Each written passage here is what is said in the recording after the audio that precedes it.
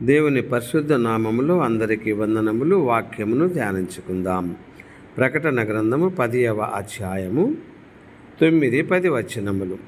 నేను ఆ దూత యొద్దకు వెళ్ళి ఆ చిన్న పుస్తకము నాకు ఇమ్మని అడుగగా ఆయన దాన్ని తీసుకొని తినివేయుము, అది నీ కడుపుకు చేదగును గాని నీ నోటికి తేనెవలే మధురముగా ఉండునని నాతో చెప్పెను.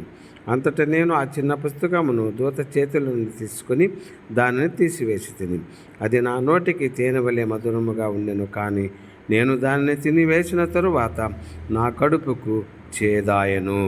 కీర్తనల గ్రంథము 119లో 103వ వచనము.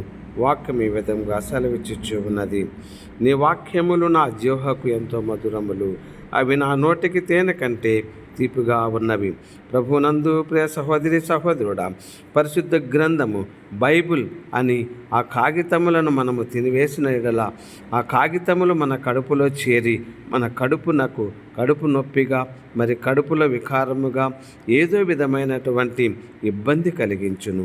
కానీ అదే వాక్యమును మనము భుజించినట్లయితే దేవాతి దేవుని యొక్క కృపాశీర్వాదములు మనము పొందేదానికి, ఆయనకు మనము విధేయతగా వినయముగా జీవించేటి వాళ్ళముగా ఉండుటకు ఆ వాక్యములు మనకు ఎంతో మధురములుగా, తేనె కంటే తీపిగా మన జీవితములను నడిపించుటకు ఎంతో ఉపయోగకరముగా ఉన్నవి.